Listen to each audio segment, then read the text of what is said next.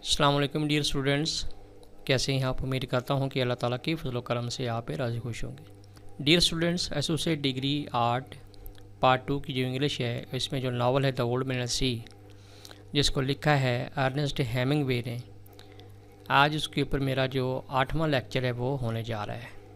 तो इसकी जो ट्रांसलेशन है वो शुरू करते हैं। बात हो रही थी कि जो लड़का है वो बूढ़े के लिए मतलब कि उसके लिए कुछ खाने को लाता है, और बूढ़ा जो है वो चेयर पे बैठे बैठे सो गया है, और लड़का उसके गिर्द जो है ना वो कंबल लपेटता है, और उसकी शर्ट जो है ना उसका जिक्र होता है कि बूढ़े की शर्ट के ऊपर मुख्तलिफ़ किस्म के जो पैचेस हैं वो लगे हुए हैं। तो अभी उनकी बात चल रही है।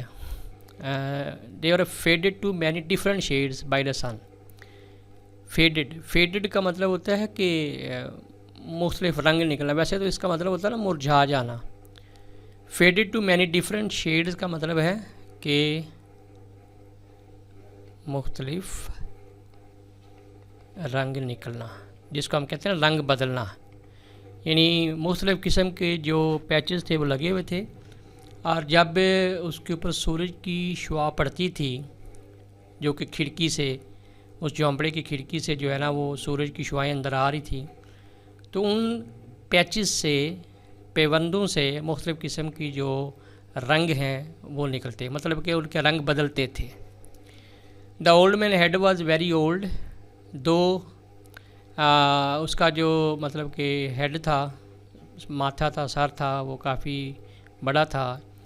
And with his eyes closed there was no life in his face, और जब उसकी आंखें बंद होती थी तो चेहरे पे कोई ज़िंदगी के आसार नज़र नहीं आते थे। मतलब कि उसकी आंखें जो थी वो फुल ऑफ डिटर्मिनेशन थी। द न्यूज़पेपर ले अक्रॉस हिज नी, और उसके घुटनों पर जो है वो अखबार पड़ा हुआ था। And the weight of his arm held it there in the evening breeze, यानी शाम की हवा भी चल रही थी, लेकिन उसके बावजूद जो है वो अखबार वहाँ से उड़ा नहीं है, क्योंकि उसके ऊपर बूढ़े का जो हाथ है वो रखा हुआ था, उसका हाथ पड़ा हुआ था। ही वॉज बेयर फुटेड, बरहना पाँव, जिसको हम कहते हैं नंगे पाँव, यानी उसके पाँव में जूती नहीं थी। The boy left him there and when he came back the old man was still asleep. लड़का वहाँ से चला गया, और जब वो वापस आया बूढ़ा अभी तक के सो रहा था। लड़का कहता है wake up old man, the boy said and put his hand on one of the old man knees, यानी अपना एक हाथ से उसका जो नी है, घुटना है, वो पकड़ा। The old man opened his eyes, आंखें खोली, and for a moment he was coming back from a long way away. ऐसे लग रहा था जैसे वो ख्वाबी दुनिया में कहीं और ही पहुंचा हुआ था। देन ही स्माइल्ड, फिर वो मुस्कुराया। What have you got, he asked. बूढ़े ने पूछा क्या लाए हो, और लड़का कहता है सपर, रात का खाना, रात का खाना। Said the boy we are going to have supper, हम रात का खाना खाने जा रहे हैं। बूढ़ा कहता है I am not very hungry, मुझे भूख नहीं है।